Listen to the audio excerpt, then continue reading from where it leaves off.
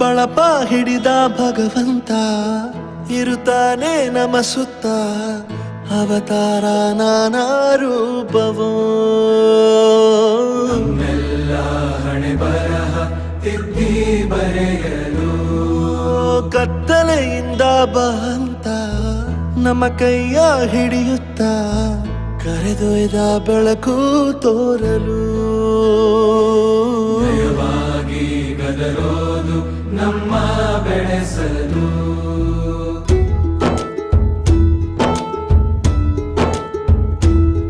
ಭಾಷೆ ಅಮೃತ ಕುಡಿಸೋ ತಾಯಾಗಿ, ಭಾಷೆ ಅಮೃತ ಕುಡಿಸೋ ತಾಯಾಗಿ. ಭವಿಷ್ಯ ಬರೆವಂತ ತಂದೇನೋ ಆಗಿ, ಬರೆವಂತ ತಂದೇನೂ ಆಗಿ. ಚಂದದ ಜೀವನನ ನೀಡಿರೋ ಗುರುಗಳು ನಮ್ಮ ಗುರುಗಳು.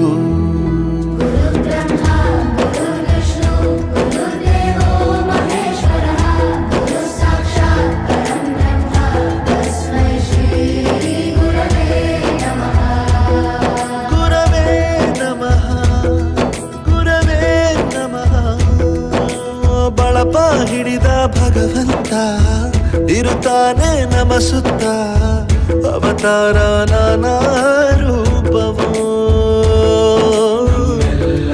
ಹಣೆ ಬರಹ ತಿದ್ದಿ ಬರೆಯಲು.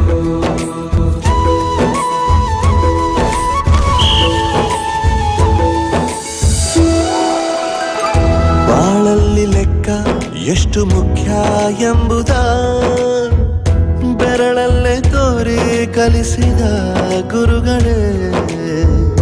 ಈ ದೇಹ ಹೇಗೆ ದಂಡಿಸೋದು ಎನ್ನುವ ಸಂದೇಹನಿಗೂ ಮೆಚ್ಚಿನ ಕಲಿಗಳೇ.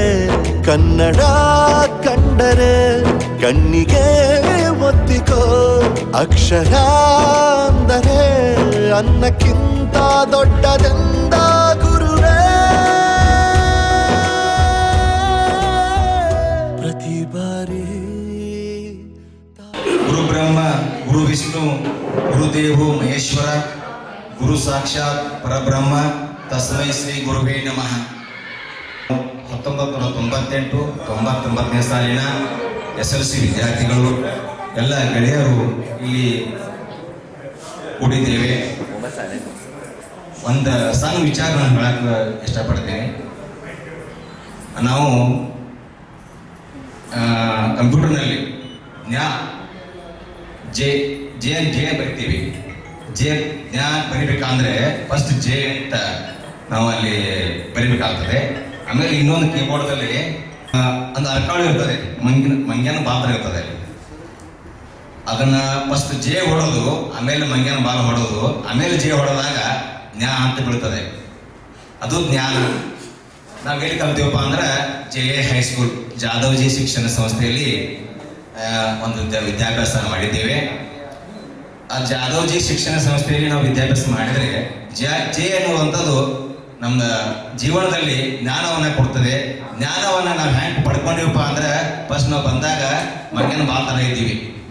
ಅದಕ್ಕೆ ಗುರುವಿನಿಂದ ನಮಗೆ ಒಂದು ಜ್ಞಾನವನ್ನು ಸಿಕ್ತು, ನಾವು ಈ ಮಟ್ಟಕ್ಕೆ ಎಲ್ಲ ಬೆಳೆದಿದೆ ಅಂತ ಹೇಳ್ತಾ ನನಗೆ ಸ್ವಾಗತ ಭಾಷಣವನ್ನು ಕೊಟ್ಟಿದ್ದಾರೆ. ಆ ಪ್ರಕಾರವಾಗಿ ಸ್ವಾಗತವನ್ನು ನಾನು ಪ್ರಾರಂಭ ಮಾಡ್ತೇನೆ. ಮೊಟ್ಟ ಮೊದಲಿಗೆ ದೀಕ್ಷಿತ್ ಸರ್ಗೆ ಮಾಂತೇಶ್ ಕಕ್ಕಣ್ಣ ಅವರಿಂದ ಹೂಗುಚ್ಛವನ್ನು ಕೊಡಬೇಕೆಂದು ನಮ್ಮ ಪ್ರಣಾಥ ವಿವೇಕ್ ಅವರು ಸರಿಗೆ ಸರ್ಗೆ ಹಿಂದಿ ಉಪನ್ಯಾಸ ರಾಷ್ಟ್ರ ಭಾಷೆ ನಮಗೆ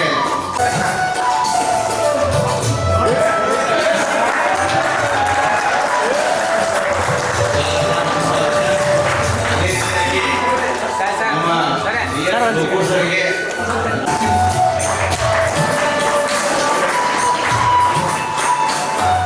ಅದೇ ರೀತಿಯಾಗಿ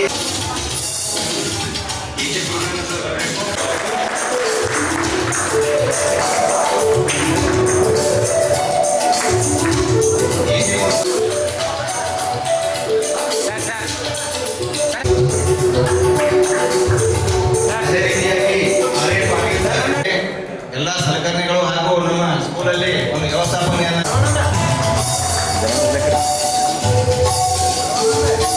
ಒಂದು ಮುತ್ತಿನ ಹಾರ ಇದ್ದಂತೆ ಅದನ್ನು ಪೋಣಿಸಲು ನಮಗೆ ಸೂಜಿ ದಾರ ಇವೆಲ್ಲ ಬೇಕಾಗುತ್ತದೆ. ಮುತ್ತಿನ ಹಾರ ಆಗಬೇಕಾದರೆ ಜೀವನದಲ್ಲಿ ಸಂಸ್ಕಾರ ಅತ್ಯಂತ ಮುಖ್ಯವಾಗಿರ್ತದೆ. ಆ ಸಂಸ್ಕಾರವನ್ನು ನಮ್ಮ ಈ ಎಲ್ಲ ಗುರುಗಳಿಂದ ನಾವು ಪಡ್ಕೊಂಡಿದ್ದೀವಿ.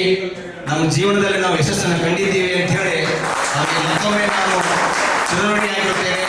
ಅವರಿಗೆ ಸ್ವಾಗತವನ್ನು ಕೊಡ್ತಾ ಈ ಒಂದೆರಡು ಮಾತುಗಳನ್ನ ನನಗೆ ಆಡಲಿಕ್ಕೆ ಅವಕಾಶ ಕೊಟ್ಟಿದ್ದೀರಿ, ಧನ್ಯವಾದಗಳು. ನಾನು ಎಂದು ಸ್ಟೇಜ್ ಮ್ಯಾಗೆ ಏರಿ ಮಾತಾಡೋದಲ್ಲ, ಮುಖ್ಯಮಂತ್ರಿ ಬರಲಿ, ಪ್ರೈಮ್ ಮಿನಿಸ್ಟರ್ ಬರಲಿ, ಅವ್ರಿಗೆಲ್ಲ ಫೋಟೋ ತಗೊಂಡಿದ್ದೀನಿ ಸ್ಟೇಜ್ ಮೇಲೆ ಹೋಗಿ, ಬಟ್ ಅದು ಸ್ಟೇಜ್ ಮೇಲೆ ಹೋಗಿ ಎಂದೂ ಮಾತಾಡಿಲ್ಲ. ಸ್ವಾಗತ, ಸುಸ್ವಾಗತ. ಅದೇ ರೀತಿಯಾಗಿ ಅವರ ಕುಟುಂಬದವರಿಗೂ ಕೂಡ ಸ್ವಾಗತ ಬಯಸ್ತೇನೆ. ಮತ್ತು ಇಲ್ಲಿ ಈ ಎರಡು ಮಾತುಗಳನ್ನು ಸ್ವಾಗತ ಭಾಷಣ ಮುಗಿಸ್ತೇನೆ. ಜೈ ಹಿಂದ್.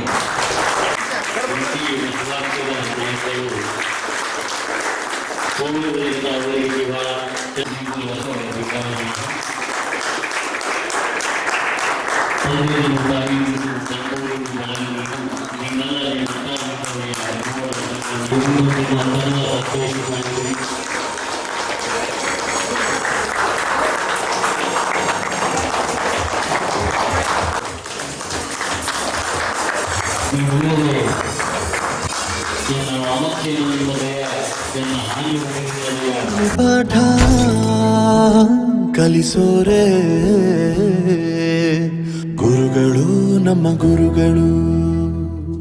ಒಂದು ವಿಷಯ ತಿಳ್ಕೊ, ನಿಂತಿರೋ ಗಡಿಯಾರನು 2 ಸಲ ಸರಿಯಾದ ಟೈಮ್ ತೋರಿಸುತ್ತೆ. ಅವಕಾಶ ಸಿಗದೇ ಇರೋದು ಸೋಲಲ್ಲ, ಸಿಕ್ಕ ಅವಕಾಶನ ಉಪಯೋಗಿಸ್ಕೊಳ್ಳದೇ ಇರೋದು ಸೋಲು. ಆಟದ ಆರಂಭಕ್ಕೂ ವಿಸಲ್ ಹೊಡಿತಾರೆ, ಅಂತ್ಯಕ್ಕೂ ವಿಸಲ್ ಹೊಡಿತಾರೆ. ನಿನ್ನದು ಆರಂಭದ ವಿಸಲ್ ಆಗಲಿ.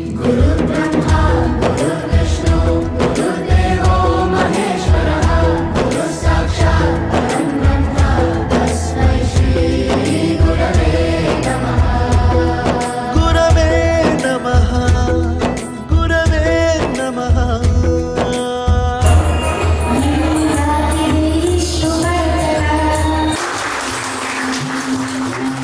ಹಿಡಿದು ಒಳ್ಳೆಯ ದಾರಿಯನ್ನು ತೋರಿಸಿಕೊಟ್ಟ ಈ ವೇದಿಕೆ ಮೇಲೆ ಆಶೀರ್ವಾಗಿರುವ ಎಲ್ಲ ಗುರುಗಳಿಗೂ ಅವರ ಪಾದಗಳಿಗೆ ಸಾಷ್ಟಾಂಗವನ್ನು ವಂದಿಸಿ, ಅದೇ ರೀತಿಯಾಗಿ ಈ ಕಾರ್ಯಕ್ರಮಕ್ಕೆ ಬಂದಿರುವ ನನ್ನ ಎಲ್ಲ ಸ್ನೇಹಿತರಿಗೆ ಆತ್ಮೀಯ ನಮಸ್ಕಾರವನ್ನು ನೀಡುತ್ತಾ ಕಾರ್ಯಕ್ರಮವನ್ನು ಮುಂದುವರಿಸುತ್ತೇನೆ. JN ಸ್ಕೂಲ್ 1998 ಮತ್ತು 99ನೇ ಸಾಲಿನ SSLC ವಿದ್ಯಾರ್ಥಿಗಳ ಸ್ನೇಹ ಸಮ್ಮೇಳನ ಮತ್ತು ಗುರುವಂದನಾ ಕಾರ್ಯಕ್ರಮಕ್ಕೆ ಅಂಗವಾಗಿ ಮುಖ್ಯ ಅತಿಥಿಗಳ ಕಿರು ಪರಿಚಯ ಭಾಷಣ. ಮೊದಲನೇದಾಗಿ RB ದೇಶಪಾಂಡೆ ಗುರುಗಳು. ಇವರು ನಮ್ಮ ಸಂಸ್ಥೆಗೆ ಅಂದರೆ ಸ್ಕೂಲ್ಗೆ ಸೇರಿದ್ದು 1968. ಅವರು ರಿಟೈರ್ಮೆಂಟ್ ಆಗಿದ್ದು 2004.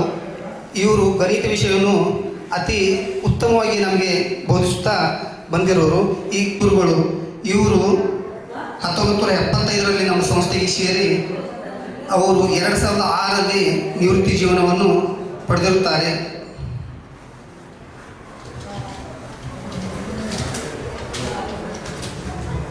ಅದೇ ರೀತಿಯಾಗಿ ಒಡೆಯರ್ ಗುರುಗಳು ಇವರು 1968ರಲ್ಲಿ ಜಾಯ್ನಿಂಗ್ ಆಗಿ 2002ರಲ್ಲಿ ರಿಟೈರ್ಮೆಂಟನ್ನು ಪಡೆದಿರುತ್ತಾರೆ. ಇವರು ಸಮಾಜ ವಿಷಯವನ್ನು ಬೋಧಿಸುತ್ತಿರುತ್ತಾರೆ.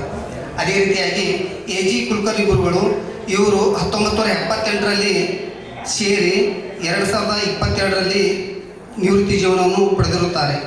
ಅದೇ ರೀತಿಯಾಗಿ RM ಭೋಸ್ಲೆ ಗುರುಗಳು ಇವರು ಗ್ರಂಥಾಲಯದ ಗುರುಗಳು. ಇವರು 1976ರಲ್ಲಿ ಸೇರಿ 2002ರಲ್ಲಿ ನಿವೃತ್ತಿ ಜೀವನವನ್ನು ಹೊಂದಿರುತ್ತಾರೆ. ಅದೇ ರೀತಿಯಾಗಿ ಪಡ್ನಾಳ್ ಗುರುಗಳು ಇವರು PE ಟೀಚರ್ ಗುರುಗಳು 1980ರಲ್ಲಿ ಸೇರಿ 2024ರಲ್ಲಿ ನಿವೃತ್ತಿ ಜೀವನವನ್ನು ಹೊಂದಿರುತ್ತಾರೆ. ಅದೇ ರೀತಿಯಾಗಿ BJ ವಿಜೇಂದ್ರ ಗುರುಗಳು ಇವರು ಹಿಂದಿ ವಿಷಯವನ್ನು ಹೇಳುತ್ತಿದ್ದರು. ಇವರು 1977ರಲ್ಲಿ ಸೇರಿ 2016ರಲ್ಲಿ ನಿವೃತ್ತಿ ಜೀವನವನ್ನು ಹೊಂದಿರುತ್ತಾರೆ. ಅದೇ ರೀತಿಯಾಗಿ BS ಲೋಕೂರ್ ಗುರುಗಳು ಇವರು ಸಮಾಜ ವಿಷಯವನ್ನು ಬೋಧಿಸುತ್ತಿರುತ್ತರು. ಇವರು 1992ರಲ್ಲಿ ಸೇರಿ 1992ರಲ್ಲಿ ಸೇರಿ ಇನ್ನೂ ಸರ್ವಿಸ್ ಒಳಗಿರುತ್ತಾರೆ, ನಿವೃತ್ತಿ ಜೀವನವನ್ನು ಪಡೆದಿರುವುದಿಲ್ಲ. ಅದೇ ರೀತಿಯಾಗಿ SV ಜೋಶಿ ಗುರುಗಳು ಇವರು ನಮಗೆ PE ಗುರುಗಳು ಆಗಿದ್ದರು. ಇವರು 1975ರಲ್ಲಿ ಸೇರಿ 2012ರಲ್ಲಿ ನಿವೃತ್ತರಾಗಿರುತ್ತಾರೆ. ಅದೇ ರೀತಿಯಾಗಿ ಗುಡಿ ಸರ್ ಇವರು 1977ರಲ್ಲಿ ಸೇರಿ 2016ರಲ್ಲಿ ರಿಟೈರ್ಮೆಂಟ್ ಆಗಿರುತ್ತಾರೆ. AD ಇರ್ಕರ್ ಅವರು ಇವರು 1973ರಲ್ಲಿ ಸೇರಿ 2016ರಲ್ಲಿ ನಿವೃತ್ತರಾಗಿರುತ್ತಾರೆ. ಅದೇ ರೀತಿಯಾಗಿ BB ಇರ್ಕರ್ ಅವರು 1970ರಲ್ಲಿ ಸೇರಿ 2007ರಲ್ಲಿ ಇವರು ನಿವೃತ್ತರಾಗಿರುತ್ತಾರೆ. ಮತ್ತು ಅದೇ ರೀತಿಯಾಗಿ ತಳವಾರ್ ಅವರು ಇವರು ಕೂಡ ನಮ್ಮ ಪಿಯೋನ್ ಆಗಿ ಈಗ ತಾನೇ ಅವರು ನಿವೃತ್ತಿ ಜೀವನದಲ್ಲಿ ಇರುತ್ತಾರೆ. ಈ ರೀತಿಯಾಗಿ ಮುಖ್ಯ ಅತಿಥಿಗಳ ಮತ್ತು ಇನ್ನುಳಿದವರ ಕಿರು ಪರಿಚಯ ಭಾಷಣವನ್ನು ಮುಗಿಸುತ್ತೇನೆ. ಜೈ ಹಿಂದ್. ಮೊಟ್ಟ ಮೊದಲು ವಿಘ್ನೇಶ್ವರನನ್ನು ಪ್ರಾರ್ಥಿಸಿ ಹಾಗೆ ಗುರುರಾಯರನ್ನು ಪ್ರಾರ್ಥಿಸಿ ಇವತ್ತಿನ 1998-99ನೇ ಸಾಲಿನ ಹೈಸ್ಕೂಲ್ನ ವಿದ್ಯಾರ್ಥಿಗಳ ಗುರುವಂದನಾ ಕಾರ್ಯಕ್ರಮಕ್ಕೆ ವೇದಿಕೆ ಮೇಲೆ ಆಸೀನರಾಗಿರ್ತಕ್ಕಂತಹ ಸಕಲ ಗುರು ವೃಂದಕ್ಕೂ ನನ್ನ ಮೊಟ್ಟ ಮೊದಲು ನಮಸ್ಕಾರಗಳು. ಹಾಗೆ ಇಲ್ಲಿ ಸೇರಿರತಕ್ಕಂತಹ ಹೈಸ್ಕೂಲಿನ ಹಿರಿಯ ವಿದ್ಯಾರ್ಥಿಗಳಿಗೂ ಸಹಿತ ನನ್ನ ಮನಪೂರ್ವಕವಾದಂಥ ವಂದನೆಗಳು. ಹಾಗೆ ನನ್ನ ಸಹೋದರಿಯರಿಗೂ ಕೂಡ ನನ್ನ ವಂದನೆಗಳು. ನಾನು ಗುರು ವಂದನೆ ಬಗ್ಗೆ ಒಂದೆರಡು ಮಾತುಗಳನ್ನು ಹೇಳಲಿಕ್ಕೆ ಇಷ್ಟಪಡ್ತೇನೆ. ನಾವು ಭಾರತವನ್ನು ಪ್ರೀತಿಸುವುದಾದರೆ ಮೊಟ್ಟ ಮೊದಲು ನಮ್ಮ ದೇಶದ ಸಂಸ್ಕೃತಿಯನ್ನು ಪ್ರೀತಿಸಬೇಕು. ಹಾಗೆಯೇ ಕರ್ನಾಟಕವನ್ನು ಪ್ರೀತಿಸುವುದಾದರೆ ಮೊಟ್ಟ ಮೊದಲು ದಾಸ ಸಾಹಿತ್ಯವನ್ನು, ಶರಣ ಸಾಹಿತ್ಯವನ್ನು ಪ್ರೀತಿಸಬೇಕು. ಹಾಗೆ ನಾವು ಸತ್ಯವನ್ನೇ ಪ್ರೀತಿಸುವುದಾದರೆ ಮೊದಲು ಅದರಲ್ಲಿರುವ ಸೌಂದರ್ಯವನ್ನು ಪ್ರೀತಿಸಬೇಕು. ಹಾಗೆ ವೃತ್ತಿಯನ್ನು ಪ್ರೀತಿಸುವುದಾದರೆ ಗುರು ವೃತ್ತಿಯನ್ನು ಪ್ರೀತಿಸಬೇಕು ಅಂತ ಈ ಸಮಯದಲ್ಲಿ ಹೇಳಲಿಕ್ಕೆ ಇಷ್ಟಪಡ್ತೀನಿ. ಗುರು ವೃತ್ತಿಯನ್ನು ಅರಿಸಿ ಬಂದಿರತಕ್ಕಂತಹ ಈ ಗುರು ವೃಂದಕ್ಕೆ ನನ್ನ ಮತ್ತೊಮ್ಮೆ ವೈಯಕ್ತಿಕವಾದಂತಹ ಹಾಗೂ ನಮ್ಮ ಕುಟುಂಬ ಪರಿವಾರದ ಪ್ರಣಾಮಗಳನ್ನು ನಾನು ಈ ಸಮಯದಲ್ಲಿ ಸಲ್ಲಿಸ್ತೀನಿ. ಕುವೆಂಪುರವರು ಒಂದು ಮಾತನ್ನು ಹೇಳಿದರು, ನಾವು ಒಂದು ಕಾಡುಗಲ್ಲಿನಂತೆ ಇದ್ದಾಗ ಅದನ್ನು ಮೂರ್ತಿಯಾಗಿ ಮಾಡಿದಾಗ ಅದು ದೈವತಾ ಸ್ವರೂಪವನ್ನು ಪಡೀತು. ಅಂತಹ ದೈವತಾ ಸ್ವರೂಪವನ್ನು ಕೊಟ್ಟಿರುವಂಥವರು ಗುರುಗಳು. ಆ ಗುರುಗಳಿಗೆ ಕುವೆಂಪುರವರು ಒಂದು ಮಾತನ್ನು ಹೇಳಿದರು, ನಮ್ಮ ಆತ್ಮದಲ್ಲಿರುವಂತಹ ದೈವತ್ವವನ್ನು ಹೊರಹಾಕುವುದೇ ಶಿಕ್ಷಣ ಅಂತ. ಈ ಶಿಕ್ಷಣ ನಮ್ಮನ್ನು ಎಲ್ಲಿಯ ಮಟ್ಟಕ್ಕೆ ಒಯ್ತದಂದ್ರೆ ವಿಶ್ವದ ಮಾನವತಾ ಮಟ್ಟಕ್ಕೆ ಒಯ್ಯುತ್ತದೆ ಅನ್ನುವಂಥ ಮಾತನ್ನು ಕೂಡ ಹೇಳಿದರು. ವಿಶ್ವದ ಮಾನವತಾ ಮಟ್ಟ ಅಂದ್ರೆ ಮನುಷ್ಯರೆಲ್ಲರೂ ಒಂದೇ. ಇಲ್ಲಿ ಜಾತಿ ಭೇದ, ಬಡವರು ಶ್ರೀಮಂತರು, ಮೇಲ್ಜಾತಿ ಕೀಳ್ಜಾತಿ ಅಥವಾ ಯಾವುದೇ ಒಂದು ಭೇದವಿಲ್ಲದೆ ಒಂದು ಒಳ್ಳೆಯ ಮಾನವೀಯತೆಯನ್ನು ಪಡೆದುಕೊಂಡಿರುವಂತಹ ಶಿಕ್ಷಣವೇ ಅಮೂಲ್ಯವಾದ ಶಿಕ್ಷಣ, ದೈವಿ ಶಿಕ್ಷಣ. ಅಂತಹ ಶಿಕ್ಷಣವನ್ನು ನೀವೆಲ್ಲ ಹಿರಿಯ ವಿದ್ಯಾರ್ಥಿಗಳು ಇಂಥ ಅಮೋಘವಾದ ಶಾಲೆಯಲ್ಲಿ ಪಡ್ಕೊಂಡಿದ್ದೀರಿ, ಅದು ಈ ಎಲ್ಲ ಗುರುಗಳಿಂದ. ಈ ಎಲ್ಲ ಗುರುಗಳು ನಿಮ್ಗೆ ಇಷ್ಟು ಅದ್ಭುತವಾಗಿ ಕಲಿಸಿದಾರಂದ್ರೆ ಈ ಶಾಲೆ ಬಗ್ಗೆ ನಿಮ್ಗೆಲ್ಲ ಗೊತ್ತದ. ಹೆಂಗಂತಂದ್ರೆ ಅಥಣಿ ಒಳಗೆ ಜೆ ಹೈಸ್ಕೂಲ್ ಅಂದ್ರೆ ಫಸ್ಟ್ ನಂಬರ್ ನಿಮ್ಮ ಕಾಲಕ್ಕೆ. ಅಂಥ ಒಂದು ಶಾಲೆ. ಈ ಶಾಲೆ ಹೆಂಗದಪ್ಪ ಅಂದ್ರೆ ತಾಲೂಕಿಗೆ ಪ್ರಥಮ, ಜಿಲ್ಲೆಗೆ ಪ್ರಥಮ, ರಾಜ್ಯಕ್ಕೆ ಪ್ರಥಮ, ಹೀಗೆ ಹಲವಾರು ಕ್ಷೇತ್ರಗಳಲ್ಲಿ ಹೆಸರನ್ನು ಗಳಿಸಿಕೊಂಡಿರುವಂತಹ ಈ ಶಾಲೆ. ಇಂತಹ ಶಾಲೆಯಲ್ಲಿ ಕಲಿತಂತಹ ನೀವೆಲ್ಲರೂ ಪುಣ್ಯವಂತರು, ಕಲಿಸಿದಂತಹ ಶಿಕ್ಷಕರು ಪಾವನ ಪ್ರಿಯರು. ನಿಜವಾಗ್ಲೂ ಹೇಳಬೇಕು ಅಂತಂದ್ರೆ ನಾವು ಈ ಒಂದು ಉದಾಹರಣೆಯನ್ನು ಹೇಳ್ತೀನಿ. ಶಿವಾಜಿ ಮಹಾರಾಜವರು ಬಾಲ್ಯ ಶಿಕ್ಷಣವನ್ನು ದಾದಾಜಿ ಕೊಂಡದೇವ್ ಅವರಿಂದ ಕಲಿತು. ಬಾಲ್ಯ ಶಿಕ್ಷಣ ಕಲಿತಾಗ ಅವಾಗ ಈಗಿನ ಥರ ಪೇಪರು ಪೆನ್ನು ಪರೀಕ್ಷೆಗಳಿರಲಿಲ್ಲ. ಅವ್ರು ಯಾವುದೋ ರೀತಿಯಿಂದ ಗೊತ್ತಿರಲಾರ್ದೆ ಶಿಷ್ಯರಿಗೆ ಅವ್ರು ಒಂದು ಪರೀಕ್ಷೆಯನ್ನು ತೆಗೆದುಕೊಳ್ತಾ ಇದ್ರು. ಅವಾಗ ದಾದಾಜಿ ಕೊಂಡದೇವ್ರವ್ರಿಗೆ ಒಂದ್ಸಲ ಶಿವಾಜಿಯವ್ರ ವಾಡೆಗೆ ಹೋಗಿನೇ ನಾನು ಪರೀಕ್ಷೆ ತಗೋಬೇಕು ಅನ್ನುವಂಥ ಭಾವನೆ ಬಂದಾಗ ಅವರು ಶಿವಾಜಿಯವರು ಇರುವಂಥ ವಾಡೆಗೆ ಹೋದಾಗ ಭವತಿ ಭಿಕ್ಷಾಂದೇಹಿ ಅಂತ ಭಿಕ್ಷೆಗೆ ಹೋಗಿದ್ದಾರೆ ಅಂತ ತಿಳ್ಕೊಂಡಿದ್ರು. ಆವಾಗ ಗುರುಗಳ ಧ್ವನಿ ಯಾರಿಗೆ ಕೇಳಿಸ್ತು? ನಿಜವಾದ ಶಿಷ್ಯ ಶಿವಾಜಿಗೆ ಕೇಳಿಸ್ತು. ಶಿವಾಜಿ ಓಡೋಡಿ ಬಂದು ನೋಡಿದಾಗ ಗುರುಗಳು ಭವತಿ ಭಿಕ್ಷಾಂದೇಹಿ ಅಂತ ಬಾಗಿಲಲ್ಲಿ ನಿಂತಿದ್ರು. ಅದನ್ನು ನೋಡಿದಾಗ ಗುರುಗಳಿಗೆ ಗೊತ್ತಾಯ್ತು ನನ್ನ ಶಿಷ್ಯನಿಗೆ ನಾನು ಏನು ಬೇಡ್ತೀನಿ ಅಂತ ಹೇಳಿ. ಆವಾಗ ಭಿಕ್ಷೆ ಹಾಕು ಶಿವಾಜಿ ಅಂತಂದಾಗ ಶಿವಾಜಿ ಧನಧಾನ್ಯದ ಒಂದು ಸಂಗ್ರಾಮ ಇದ್ದಂಥ ಒಂದು ಕೋಣೆಯಲ್ಲಿ ಉಗ್ರಾಣಕ್ಕೆ ಹೋದಾಗ ಯಾವ ಧಾನ್ಯವನ್ನು ಕೊಡಲಿ ಅಂತ ನೋಡಿದ್ರು. ಯಾವ ಧಾನ್ಯನೂ ಒಪ್ಪಿಗೆ ಆಗಲಿಲ್ಲ. ವಸ್ತ್ರಾಭರಣವಿರುವಂತಹ ರೇಷ್ಮೆಯ ಒಂದು ಭಂಡಾರಕ್ಕೆ ಹೋಗಿ ನೋಡಿದಾಗ ಎಲ್ಲ ಟೇಜರಿ ಕಪಾಟಗಳನ್ನು ತೆಗೆದು ನೋಡಿದಾಗ ಯಾವ ವಸ್ತ್ರವೂ ಇಷ್ಟ ಆಗಲಿಲ್ಲ. ಕೊನೆಗೆ ಅಡಿಗೆ ಮನೆಗೆ ಬಂದಾಗ ಉತ್ತಮವಾದ ಭೋಜನವನ್ನು ಕೊಡೋನು ಬಂಗಾರದ ತಟ್ಟೆಯಲ್ಲಿ ಒಂದು ಭೋಜನವನ್ನು ಬಡಿಸಿ ನಾನು ಕೊಡಬೇಕು ಅನ್ನುವಂಥ ಇಚ್ಛೆ ಆಯಿತು.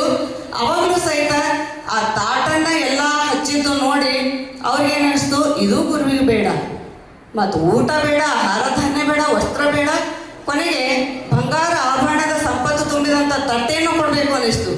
ಅಲ್ಲಿ ಹೋದಾಗ ಕೋಣೆಯಲ್ಲಿ ಅಲ್ಲಿಯೂ ಸಹಿತ ಅವರು ಶಿವಾಜಿಗೆ ಮನಸ್ಸಿಗೆ ಬರಲಿಲ್ಲ. ಕೊನೆಗೆ ಶಿವಾಜಿ ಮಹಾರಾಜವರು ಸರಳವಾಗಿ ಹೋಗಿ ಒಂದು ಪತ್ರವನ್ನು ಅವರ ಜೋಳಿಗೆಯಲ್ಲಿ ಹಾಕ್ತಾರೆ. ದಾದಾಜಿ ಕೊಂಡದೇವರ ಜೋಳಿಗೆಯಲ್ಲಿ ಹಾಕಿದಾಗ ನಮಸ್ಕರಿಸಿ ಇದು ನಾನು ನಿಮ್ಗೆ ಕೊಟ್ಟದ್ದು ಗುರುಗಳೇ ಅಂತ ಹೇಳಿ ಎದ್ದು ನಿಲ್ತಾರೆ. ಆವಾಗ ದಾದಾಜಿ ಕೊಂಡದೇವರವರು ಒಂದು ಮಾತನ್ನು ಹೇಳ್ತಾರೆ, ನೀನೇನು ಕೊಟ್ಟೆ? ನಾ ಭಿಕ್ಷೆ ಬೇಡಲಿಕ್ಕೆ ಬಂದಿದ್ದೆ ಅಂತ. ನೋಡ್ರಿ ಅಂತ ಪತ್ರವನ್ನು ತೆಗೆದು ನೋಡಿದಾಗ ನನ್ನ ಸ್ವರಾಜ್ಯವೇ ನಿಮ್ಮದು ಅಂತ. ಇಂಥ ಅದ್ಭುತವಾದಂಥ ಅವರ ವಿಚಾರ ಶಕ್ತಿ, ಶಿವಾಜಿ ಮಹಾರಾಜರ ಶೂರಷ್ಟೇ ಅಲ್ಲ ಬುದ್ಧಿಶಕ್ತಿನೂ ಆಗಿತ್ತು. ಅಂತಹ ಒಂದು ಬುದ್ಧಿಶಕ್ತಿಯಿಂದ ಅವರು ಸ್ವರಾಜ್ಯವೇ ನಂದು ಅಂದಾಗ ನಾನು ಕೇವಲ ಒಬ್ಬ ಗುರು ಆಳ್ಲಿಕ್ಕೆ ಸಾಧ್ಯ ಇಲ್ಲ, ಈ ಸ್ವರಾಜ್ಯ ನನಗೆ ಸಮರ್ಪಣೆ ಮಾಡಿದ್ದಿ, ಅದನ್ನೇ ನಾನು ನಿನಗೆ ಆಳ್ಲಿಕ್ಕೆ ಮರಳಿ ಕೊಡ್ತೇನೆ ಅಂತ ಹೇಳಿ ದಾದಾಜಿ ಕೊಂಡದೇವರವರು ಶಿವಾಜಿಯವರಿಗೆ ಕೊಟ್ಟರು. ಇಂಥ ಒಂದು ಅದ್ಭುತವಾದ ಉದಾಹರಣೆಯನ್ನು ನಾವು ನೆನಪಿಸಿಕೊಂಡ್ರೆ ಈಗ ಇವರೆಲ್ಲ ಗುರುಗಳು ನಿಮಗೆ ಕೊಟ್ಟಿರುವಂತಹ ವಿದ್ಯೆಯಿಂದ ನೀವು ಹಲವಾರು ಕ್ಷೇತ್ರಗಳಲ್ಲಿ ಸಾಧನೆಯನ್ನು ಮಾಡಿರಿ, ಒಂದು ಸಾರ್ಥಕ ಬದುಕನ್ನು ಕಂಡುಕೊಂಡಿದ್ದೀರಿ, ಸಾರ್ಥಕವಾದ ಜೀವನವನ್ನು ನಡೆಸಿರಿ. ಇವತ್ತಿನ ದಿವಸ ನಿಮಗೆ ಇಂಥ ಇತಿಹಾಸವಾದಂತಹ ಈ ಘಳಿಗೆ ಅನ್ನೋದು ಅಮೃತ ಘಳಿಗೆ ಆಗ್ತದೆ, ಸುವರ್ಣ ಅವಕಾಶ ಆಗ್ತದೆ ನಿಮ್ಗೆ. ಇದನ್ನು ನೀವು ಎಲ್ಲರೂ ಇವತ್ತು ಸೇರಿದ್ದನ್ನು ನೋಡಿದ್ರೆ ನಿಮ್ಮಲ್ಲಿ ಇರುವಂಥ ಸಂಭ್ರಮ, ಉತ್ಸಾಹ, ಹುರುಪು, ಗುರುಗಳಿಗೆ ಮಾಡುವಂಥ ಪ್ರಣಾಮ, ವಂದನೆಗಳು ಇವನ್ನೆಲ್ಲ ಸ್ಮರಿಸ್ತಾ ಹೋದ್ರೆ ನಾವು ಮಾಡಿದ್ದು ಏನೂ ಅಲ್ಲ, ಗುರುಗಳು ಕೊಟ್ಟಿದ್ದೇ ದೊಡ್ಡದು ಅನ್ನುವಂಥ ವಿಚಾರ ಶಕ್ತಿಯೊಳಗೆ ನೀವೆಲ್ಲರೂ ಇದ್ದೀರಿ. ನಾನೊಂದು ಮಾತನ್ನ ಈಗ ಹೇಳಲಿಕ್ಕೆ ಯೋಗ್ಯ ಅನ್ನಿಸ್ತದೆ. ಯಾಕಂತಂದ್ರೆ ತಂದೆ ತಾಯಿಯವರು ಜನ್ಮವನ್ನು ಕೊಟ್ಟು ಮಾತನಾಡ್ಲಿಕ್ಕೆ ಕಲಿಸ್ತಾರೆ, ಆದರೆ ಈ ಎಲ್ಲ ಗುರು ವೃಂದದವರು ಒಳ್ಳೆಯ ಜೀವನವನ್ನು ಕೊಟ್ಟು ನಿಮ್ಮ ಬಾಳಿಗೆ ಮಾರ್ಗದರ್ಶಕರಾಗಿರ್ತಾರೆ. ಅಂತಹ ಒಂದು ಮಾರ್ಗದರ್ಶನವನ್ನು ನೀವೇನು ಮಾಡ್ಕೊಂಡಿರಿ ಪ್ರತಿ ಹೆಜ್ಜೆಗೂ. ಈಗೆಲ್ಲರೂ ನೀವು 1 ತಿಂಗಳು 2 ತಿಂಗಳಾದರೂ ವಿಚಾರ ಮಾಡಿರಬೇಕು, ನಾವೆಲ್ಲರೂ ಸೇರಬೇಕು. ಗುರುಗಳಿಗೆ ನಾವು ಒಂದು ಅಪೂರ್ವವಾದಂಥ ಪವಿತ್ರವಾದಂಥ ಅವರಿಗೆ ಸನ್ಮಾನವನ್ನು ಮಾಡಬೇಕು, ಅವರಿಂದ ನಾವು ಆಶೀರ್ವಾದ ಪಡ್ಕೋಬೇಕು ಅನ್ನುವಂಥ ಹುರುಪು ಉತ್ಸಾಹ ಇದೆ. ಇದೇ ಅವರಿಗೆ ದೊಡ್ಡದಾದಂಥ ಆಶೀರ್ವಾದ ಅಂತ ಹೇಳ್ತೀನಿ. ಈಗೆಲ್ಲರೂ ಸಾಕಷ್ಟು ಅನುಭವಿ ಗುರುಗಳಿದ್ದಾರೆ. ಅವ್ರ ಮುಂದೆ ನಾನು 1-2 ಮಾತು ಹೇಳಲಿಕ್ಕೆ ನನಗೆ ಅವಕಾಶವನ್ನು ಮಾಡಿಕೊಟ್ರಿ. ನಾ ಭೋಸ್ಲೆ ಸರ್ ಮಿಸಸ್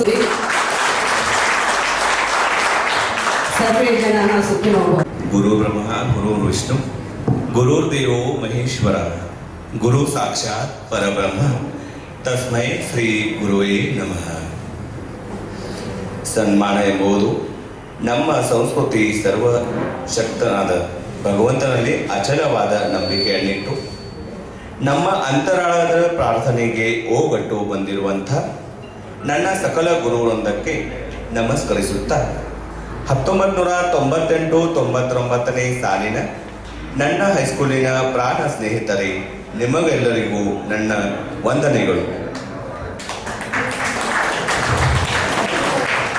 ವಿದ್ಯೆಯು ನಮ್ಮ ಬಾಳಿಗೆ ಬೆಳಕನ್ನು ಕೊಡುವಂಥದ್ದು. ಅದನ್ನು ನಮಗೆ ಧಾರೆ ಎರೆದು ನಮಗೆ ಸಾರ್ಥಕವಾದ ಬದುಕನ್ನು ಕಟ್ಟಿಕೊಳ್ಳಲು ನೇರವಾಗಿರಿದೆ.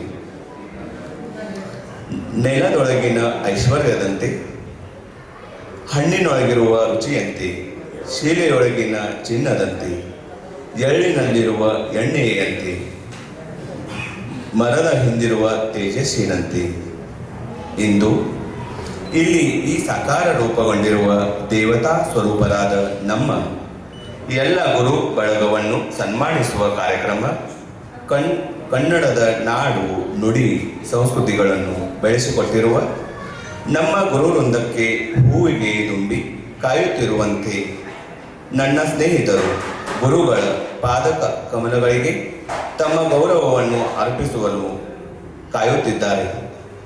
ನಾನು ಕರೆದ ನಂತರ ಬಂದು ಸನ್ಮಾನಿಸಬೇಕೆಂದು ವಿನಂತಿಸಿಕೊಳ್ಳುತ್ತೇನೆ.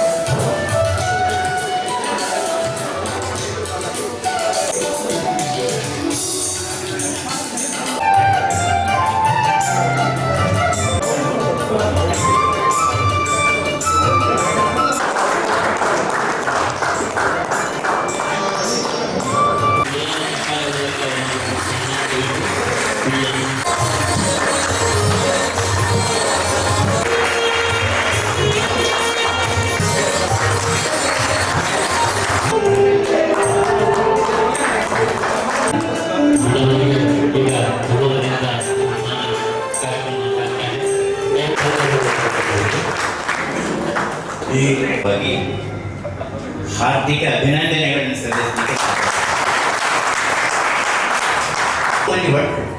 ಮೂರು ಮಂದಿ ಏನ್ ಮಾತಾಡ್ತಿದ್ದಾರೆ, ಗುರು ಎಲ್ಲ ಹೇಳಿದ್ರೆ ಧರ್ಮದ ಬಗ್ಗೆ ಹೊಟ್ಟೆ ಮಾತೇ ಆಡ್ಲಿಲ್ಲ.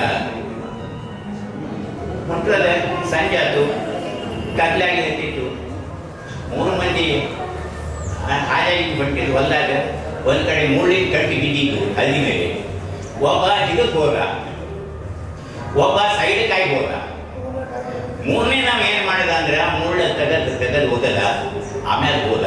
ಅವ್ರಿಬ್ರು ಒಂದು ಕರ್ಕೆ ಆಗಿರ್ತದ, ನೀ ಮುಳ್ಳು ತಗೊಂಡು ಕೂತಿ ನಮ್ಗೆ ಗೊತ್ತ ಆಗ್ತದ. ಕರ್ಕೆ ಆಗ್ತದಂತೆ ಮುಳ್ಳು ತೆಗದೀನಿ. ಯಾಕೆ ತೆಗದೀನಿ ಅಂದ್ರೆ ನಮಗಿನ್ನ ಕರ್ಕೆ ಇಲ್ಲ, ಬೆಳತದ, ಕಾಣ್ಲಿಕ್ಕೆ ಆಗ್ತದ, ಹಿಂದ್ ಬರೋ ಅವ್ರು ಕರ್ಕೆ ಆಗ್ತದೆ, ಮುಳ್ಳು ಕಾಣಂಗಿಲ್ಲ, ಅವ್ರು ತುತ್ತಬಾರ್ದು ಅಂತ ತೆಗದೀನಿ ಅಂತ. ಆ ಗಿಡದ ಹಿಂದ ಗುರು ಆಡ್ಕೊಂಡು ಕೂತಿದ್ದ. ಆ ಗುರು ಏನು ಬಂದು ಹೇಳ್ತಾನೆ, ನೀವಿಬ್ರು ಇನ್ನ ನಿಮ್ದು ಧರ್ಮದ ಬಗ್ಗೆ ತಿಳ್ಕೊಂಡಿಲ್ಲ, ನೀವು ಇನ್ನೂ ನಮ್ಮ ಗುರುಕುಲಕ್ಕೆ ಸೇರ್ರಿ, ಅವ್ ಒಬ್ಬರೇ ಪಾಸ್ ಆಗ್ಯಾನ, ನಾವು ಮನೆಗೆ ಹೋಗ್ಲಿ. ಧರ್ಮ ಇವರು ಗುರುಗಳಿಗೆ ಧರ್ಮ ಅಂದ್ರೆ ಏನು ಅಂದ್ರೆ ಇನ್ನೊಬ್ಬರಿಗೂ ಉಪಕಾರ ಮಾಡುವುದೇ ಧರ್ಮ ಹೊರತಾಗಿ ಬೇರೆ ಯಾವುದು ಧರ್ಮ ಅಲ್ಲ ಅನ್ನುವಂಥ ಸಂಗತಿಯನ್ನು ತಿಳಿಸಿ ಹೇಳಿದರು. ಆದ್ದರಿಂದ ಅದರ ವಿಶೇಷವಾಗಿ ನಿಮ್ಗೊಂದು ಸಂಗತಿ ಹೇಳುವುದು, ಅದನ್ನೇ ನಾನು ಈ ಗುಡಿ ಸರ್ ಜೋಡಿ ಮಾತಾಡ್ತಿದ್ದೆ. ಬೇರೆ ಡಿಪಾರ್ಟ್ಮೆಂಟಾಗ ಬದ್ಲಿ ಆದ್ರೆ ಯಾರು ಮಾತಾಡಂಗಿಲ್ಲ. ಅವ್ನು ರಿಟೈರ್ ಆಗಿದ್ದ ತನಕ ಮುಗಿದೇ ಹೋತ, ಮೈ ಕಡೆ ಸೈಡ್ ಯಾರು ಹಯ್ಯಂಗಿಲ್ಲ. ಆದ್ರೆ ನಾವು ಇವತ್ತು ರಿಟೈರ್ ಆಗಿ ಆರ್ ಒಡೆಯರ್ ಅವರು ನನಗಿಂತ 1 ವರ್ಷ ಮೊದಲು ರಿಟೈರ್ ಆಗ್ಯಾರ. ನಾನು ರಿಟೈರ್ ಆಗಿ 25 ವರ್ಷ ಆಗುದು. ಎಲ್ಲರೂ 10, 12, 14, 15 ವರ್ಷ. ಇವತ್ತಿಗೂ ನೀವು ಕರೆದು ನಮ್ಗೆ ಸನ್ಮಾನ ಮಾಡ್ತೀರಿ ಅಂದ್ರೆ ನಿಮ್ಮ ತಲೆಯೊಳಗೆ ಇನ್ನ ಸಾರಿ ಮಾಸ್ತರ ಬಗ್ಗೆ ಏನು ಅಭಿಮಾನ ಅದ, ಇದ್ರ ಬಗ್ಗೆ ನಮಗೆ ಕೌತುಕ ಅನಿಸ್ಲಿಕ್ಕೆ.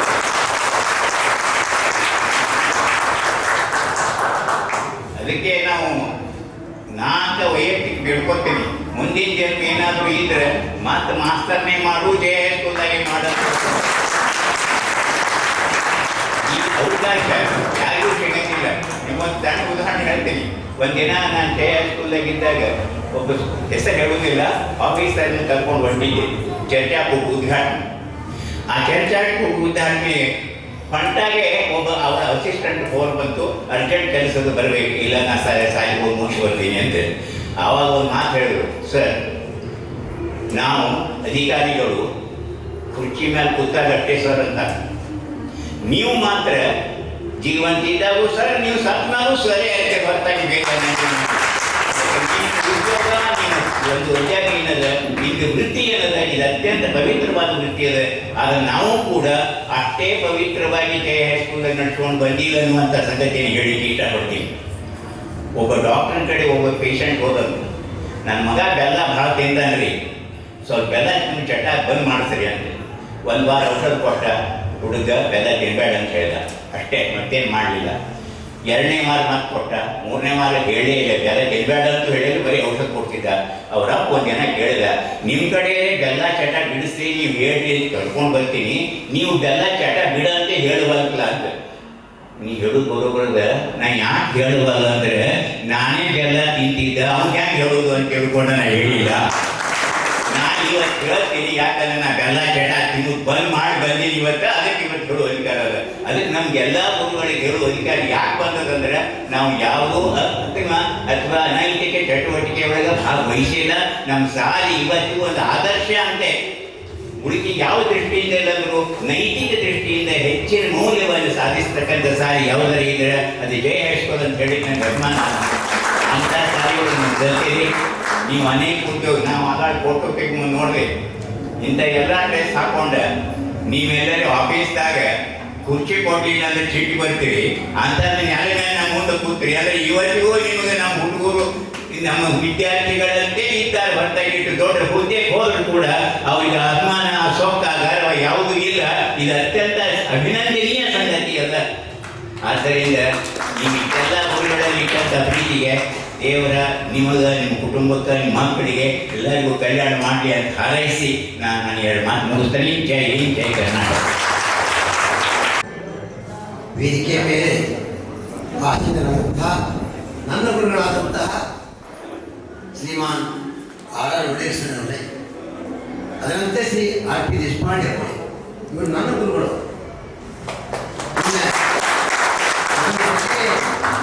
ಕಾರ್ಯವನ್ನು ನಿರ್ವಹಿಸಿದಂತಹ ಶ್ರೀಮಾನ್ ಡಾಕ್ಟರ್ ಆರ್ ಜಿ ಗುಡಿಯವರೇ, ಅದರಂತೆ ನಮ್ಮ ಎ ದೀಕ್ಷಿತ್ ಸರ್ ಅವರೇ, ಅದರಂತೆ ನಮ್ಮ ಶ್ರೀಮಾನ್ ಪಿ ಎಸ್ ಲೋಕೂರ್ ಅವರೇ, ಸಿ ಡಿ ಬಾಗ್ವಾನ್ ಅವರೇ, ಅವರು ನಮ್ಮ ಸ್ಟೂಡೆಂಟ್ ಅವರು.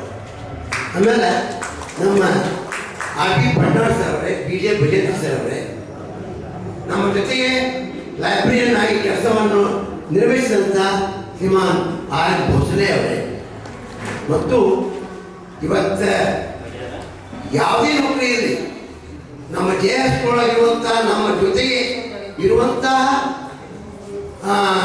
ಸಿಪಾಯಿಗಳಂತ ಹೇಳ್ತೀವಿ, ಇವರು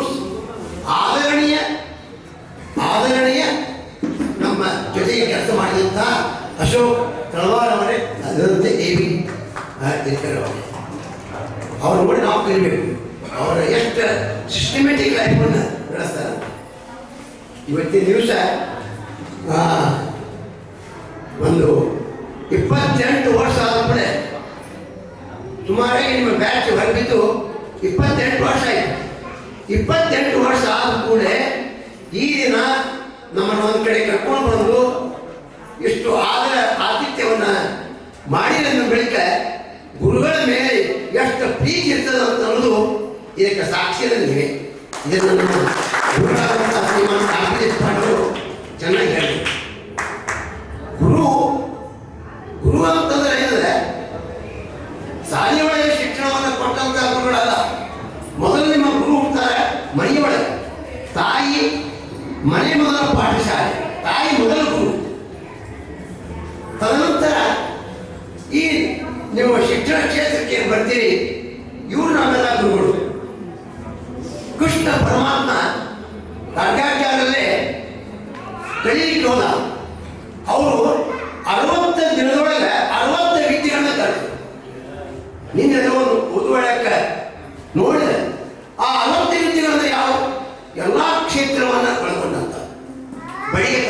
ಸಂಗೀತ, ಕ್ರೀಡೆ, ಶಾಸ್ತ್ರ, ಜ್ಯೋತಿಷ್ಯ ಎಲ್ಲ. ಅಂದರೆ ಈ ಗುರು ನಾವು ಯಾವುದೇ ಒಂದು ಮಾತನ್ನು ನಮ್ಮ ಜೀವನ ರೂಪಣೆ ಮಾಡಲಿಕ್ಕೆ ಅನುಕೂಲ ಆಗ್ತದೆ.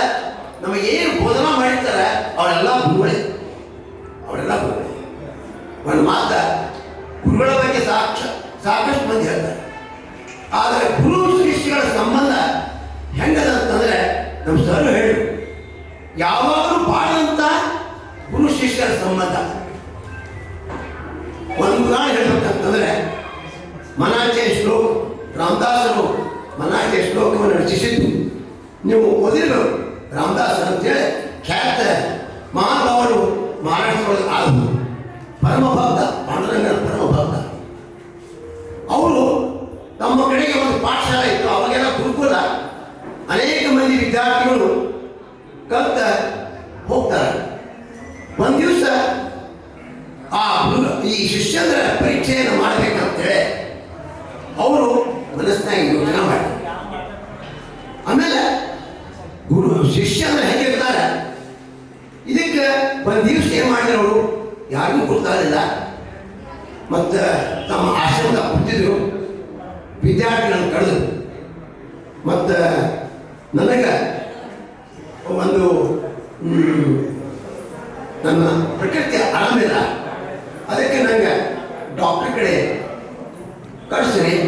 ಆಯುರ್ವೇದ ಡಾಕ್ಟ್ರು ಅವಾಗ ಬಂದು ನೋಡು, ಆಯುರ್ವೇದ ಡಾಕ್ಟ್ರು ನಿಮ್ಗೆ ತೊಡಿ ಒಳಗೆ ಒಂದು ಗಂಟಾಗಿದೆ, ಆ ಗಂಟ ಬಾತ್ರೊಳಗೆ ಗಂಟಾಗಿದೆ, ಅದನ್ನು ಈ ಔಷಧಿಗಳನ್ನ ಕೊಡ್ತೀನಿ, ಕಮ್ಮಿ ಆದರೆ ಆಗ್ತದೆ, ಇದಕ್ಕಿಲ್ಲ ಆಗ್ತದೆ. ಮುಂದೆ ಅವರು ಒಂದು 4 ದಿವಸ ಔಷಧ ತೊಗೊಂಡ್ರು. ಆದರೆ ಡಾಕ್ಟ್ರ್ ಅಂದರು ನನ್ನ ಪ್ರಯತ್ನ ಎಲ್ಲ ಆಗಿರ್ತದೆ, ಇನ್ನು ಅದು ಕಮ್ಮಿ ಆಗಂಗಿಲ್ಲ, ನಿಮಗೆ ಒಂದೇ ಉಪಾಯ ಹೇಳ್ತೀನಿ. ಯಾರಾದರೂ ಬಾಯಿಯಿಂದ ಆ ಗಂಟನ್ನು, ಆ ಏನು ಗಂಟಾಗಿತ್ತು ತೊಡಿ ಒಳಗೆ, ಆ ಗಂಟನ್ನು ಕಡದ ಅದರೊಳಗಿರುವಂಥ ಜೀವ ರಕ್ತವನ್ನು ಹೊರಗೆ ಹಾಕಿದರೆ ಹೆಂಗೆ ಹಾವು ಕಡ್ದಾಗ ರಕ್ತ ನೀರು ಉಳ್ತಲ್ಲ, ಹಂಗೆ ಯಾರು ಮಾಡಿದರೆ ನಕ್ಕಿ ಇದು ಕಮ್ಮಿ ಆಗ್ತದೆ. ಇದನ್ನು ಆಶ್ರಮಕ್ಕೆ ಒಂದು ಶಿಷ್ಯರಿಗೆ ಎಲ್ಲ ಹೇಳಿದ್ರು, ಹೀಗಾಗಿದೆ ನನಗೆ, ಅದಕ್ಕೆ ಅದು ಶಿಷ್ಯನಿಂದಲೇ ಆಗಬೇಕು ಅಂತಂದು ಕೆಲವು ಶಿಷ್ಯವರ್ಗ ಏನು ಮಾತಾಡುತ್ತೆ ಅಲ್ಲಿ ಜಾಗರಣೆ ಕೇಳಿದ್ರು. ಒಬ್ಬ ಶಿಷ್ಯ ಏನೋ ಅವತ್ತಿನ ಅಡಿಕೆ ಕಟ್ಟಿಗೆ ತರಲಿಕ್ಕೆ ಅಡಗಡೆದ ಹೋಗಿದ್ದ. ಗುರುಗಳನ್ನು ನೋಡ್ತಾನೆ, ಮತ್ತು ಗಾಬರಿ ಆಗ್ತಾನೆ, ಏನಾಗಿಪ್ಪ, ಮತ್ತು ಗುರುಗಳು ಏನಾಗ್ತು, ಏನಿಲ್ಲಪ್ಪ ಹಿಂಗಾಗಿದೆ ನನಗೆ. ಆ ಗಂಟನ್ನು ಬಾಯಿಯಿಂದ ಕಳೆದ್ರೆ ಮತ್ತು ಅದರೊಳಗಿರುವಂಥ ಜೀವ ಇವೆಲ್ಲ ಹೋಗ್ತದೆ ಅಂತಂದು ಕೂಡ ಆ ಶಿಷ್ಯ ಮಾಡ್ತಾನೆ, ಎಲ್ಲ ಬಿಡ್ತಾನೆ, ಎಲ್ಲ ಹೇಳಿ ಅಂತಂತಾನೆ. ಆ ಗಂಟಕ್ಕೆ ಬಾಯಿ ಹಾಕಿ ಹೀರಬೇಕಂತ ಹೋದ್ರಾಗ ಅದರಾಗ ಮಾವಿನ ರಸನೇ ಬರ್ತದೆ. ಮಾವಿನ ರಸ ಬಂದ್ಬಿಡ್ತದೆ. ಗುರುಗಳ ಇದಕ್ಕೆ ಈ ಮಾಡ್ತಿದ್ರೆ ಮಾವಿನ ರಸ ಅದ, ಅಪ್ಪಸ್ ಮಾವಿನ ರಸ ಅದ, ಮತ್ತು ಅತಿ ಸ್ನೇಹದ ಕಡೆ ರಸ ಮಾಡಿದ್ದೇನೆ. ಇಲ್ಲ, ನಾವು ಪರೀಕ್ಷೆ ಮಾಡಬೇಕಂತೇಳಿ ಈ ಕ್ರಿಯೆಯನ್ನು ಮಾಡಿದ್ದೆ, ಮತ್ತು ಈ ಪರೀಕ್ಷೆ ಒಳಗೆ ನೀ ಗೆದ್ದಿ. ಶಿಷ್ಯ ಪರಮಣ್ಣಿ ಶಿಷ್ಯ, ಎಲ್ಲರೂ ಶಿಷ್ಯರೇ, ಆದರೆ ಶಿಷ್ಯ ಹೆಂಗಿರ್ತಾರೆ ಅನ್ನೋದು ಇದಕ್ಕೊಂದು ಸಾಕ್ಷಿ. ಇತ್ತೀಚೆಗೆ 1962ನೇ ಇಸ್ವಿಯೊಳಗೆ ಚೈನಾ ವಾರ ಇಂಡಿಯಾದ ಮೇಲೆ, ಚೈನಾ ವಾರ ಕೂಡ ಆವಾಗ ರೇಷನ್ ಮೇಲೆ ಕಂಟ್ರೋಲ್ ಬಂತು. ಆವಾಗ ಎಲ್ಲಿ ಹೊತ್ತು ಮಣಿಯಲ್ಲಿ ಅಕ್ಕಿ, ಸಕ್ಕರೆ ಸಿಗ್ತಿದ್ದರು. ಆಮೇಲೆ ಗುರುಗಳು ಧಾರವಾಡದಲ್ಲಿದ್ದಾರೆ, ಮತ್ತು ಅವರ ಮಗಳು ಡೆಲಿವರಿ ಆಗಿದೆ, ಬಿಜಾಪುರದಾಗಿದ್ದಾರೆ. ಮತ್ತು ನೀವು ಬರುವಾಗ ಧಾರವಾಡದಾಗ ಏನೋ ಒಂದು ಸ್ವಲ್ಪ ಅಕ್ಕಿ ಚಲೋ ಸಿಗ್ತವೆ, ಅಕ್ಕಿ ಬೆಳಿತವೆ, ಒಂದು 5 ಕಿಲೋ ಅಕ್ಕಿ ತೊಗೊಂಬರ್ರಿ, ಮತ್ತು ಬಾಳಂತಿಗೆ ಹಾಕ್ಬೇಕು ಅಂತ ಹೇಳ್ತಾರೆ. ಆಮೇಲೆ ಸ್ವಲ್ಪ ಹಾಗೆ ಸಕ್ಕರೆ ನೋಡಿ ಪಾಪ ಮಾಸ್ತರವರು ಮತ್ತು ಏನೋ ಕಷ್ಟಪಟ್ಟ ಏನೋ ನಿಮ್ಮಂಥ ವಿದ್ಯಾರ್ಥಿಗಳ ಕಡೆ ಆ ಕಡೆ ಈ ಕಡೆ ಸ್ವಲ್ಪ ಇದು ಮಾಡ್ಕೊಂಡು 5 ಕಿಲೋ ಅಕ್ಕಿ ಬಾಳೆ ಮಾಡ್ಕೊತ ರೆಡಿ ಆಗ್ತದೆ. ಆ ಅಕ್ಕಿ ಸ್ವಲ್ಪ ಸ್ವಲ್ಪ ಅಲ್ಲಿ ಸಿಗುವಂಥ ಮಧ್ಯಾಹ್ನ ವಿಶೇಷ ಸಾಮಾನ ಅವನ್ನೆಲ್ಲ ಅವಾಗೇನು ಬ್ಯಾಗ್ ಹಾಕುವಾಗ ಏನು ಇದ್ದಿಲ್ಲ. ಅವಾಗ ಹಾಸಿ ಸುಡಿನೇ ಬ್ಯಾಗ್ ಮಾಡ್ತಿದ್ರು. ನಮ್ಮ ಹಾಸಿಗಳು ಸುತ್ತಕೊಂಡ ಬಂದು ಹಂಗೆ ಅವಾಗ ಹುಬ್ಬಳ್ಳಿಯಿಂದ ಬಿಜಾಪುರ ತನಕ ಟ್ರೈನ್ ಹೇಳಿದ್ವಿ.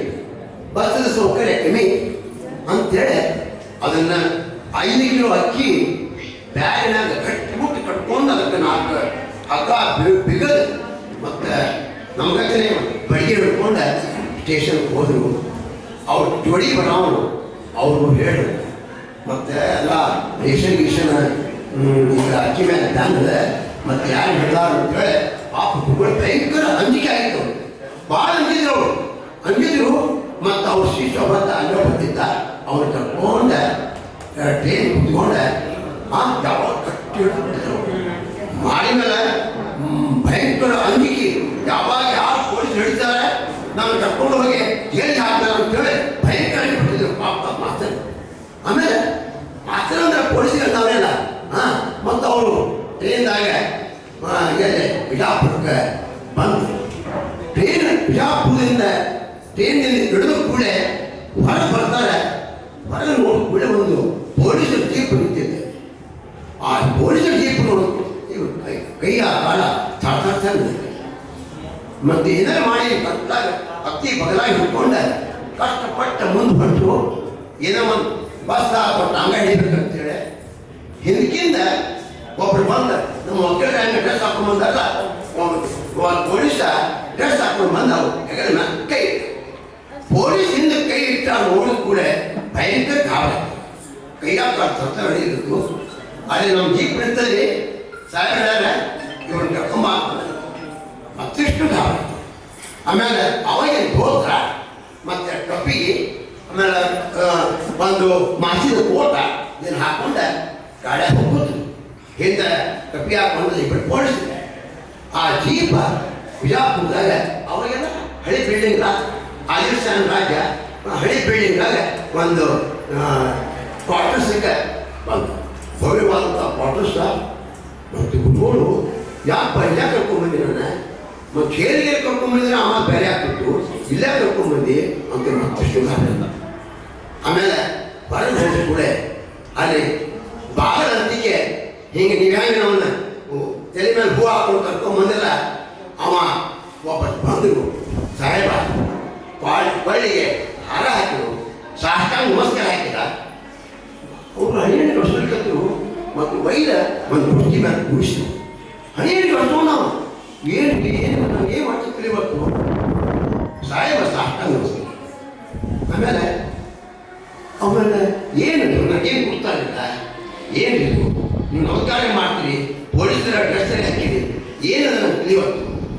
ಆಮೇಲೆ ನಾನು ಒಂದು ಸ್ವಲ್ಪ ದಿಟ್ಟಿಸಿ ನೋಡಿ ಅಂತ ಗುರುಗಳಿಗೆ ತನ್ನ ದಿಟ್ಟಿಸಿ ನೋಡಿ ಅಲ್ಲ ತಮ್ಯ ನೀನು ಹೌದು ನಿಮ್ಮ ಆಶೀರ್ವಾದದಿಂದ ನಾ ಇದ್ದು ಇವತ್ತು IPS ಕೇಳೊಳಗೆ ಒಬ್ಬ ಆಫೀಸರ್ ಆಗಿದ್ದೀನಿ. ನೀವು ನನಗೆ ಕಳಿಸಿದ ಗುರುಗಳು ಅಷ್ಟೇ ಅಲ್ಲ, ಧಾರವಾಡದೊಳಗೆ ನೀವು ನಿಮ್ಮ ಮನೆ ಒಳಗೆ ನನಗೆ ಊಟಕ್ಕೆ ಒಂದು ವಾರ ಸಿಕ್ಕಿದ್ದಿಲ್ಲ. ನನ್ನ ತಾಯಿ ತಂದೆ ಹೇಳಿದ್ದಿಲ್ಲ. ನಿಮ್ಮ ಮನೆ ಒಳಗೆ ಕರ್ಕೊಂಡೆ ನಿಮ್ಮ ಹೆಂಡತಿ ನನಗೆ ಊಟಕ್ಕೆ ಹಾಕಿ ನನಗೆ ದುಡ್ಡನ್ನು ಕೊಟ್ಟು ನೀವು ನನಗೆ ಕಳಿಸಿರಿ. ಆ ಕಳಿಸಿದ ಪ್ರತಿಫಲವೇ ಇವತ್ತಿನ ನಾನು SP ಆಗಿ ಬಂದಿದ್ದೇನೆ. ನಿಮ್ಮ ಮರಣೆಯನ್ನು ಎಂದೂ ಮರೆಯಂಗಿಲ್ಲ. ಅವ್ರಿಗೆ ಏನು ಕಮ್ಮಿ ನಾನು ಗಾಬರಿ ಮಾಡಿಬಿಟ್ಟು ನೀನು ಅಂತ ಅನ್ಕೊಳ್ಳೆ. ಏನು ಗಾಬರಿ ಇರ್ರಿ ಓಡಿ ಅಂತಂದ ಮುಂದೆ ಮರ್ಯಾದೆ ಮಾಡ್ತಾನೆ ಎಲ್ಲ ಮಾಡ್ತಾನೆ. ಅಂದರೆ ಶಿಷ್ಯ ಸಂಪತ್ತು ಹೆಂಗಿರ್ತದೆ. ಇದ್ರೊಳಗೆ ಒಂದು ಮಾತು ಕೃತಜ್ಞತೆ ಎಲ್ಲೇ ಇದ್ರೆ ಅದು ಶಿಷ್ಯ ವರ್ಗಗಳು. ಎಲ್ಲೇ ದವಾಖಾನೆಯಾಗಿ ಇರಂಗಿಲ್ಲ, ಅಥವಾ ಒಂದು ಕೋರ್ಟ್ದಾಗ ಇರಂಗಿಲ್ಲ, ಯಾವುದೇ ಒಂದು ಆಫೀಸ್ದಾಗ ಇರಂಗಿಲ್ಲ.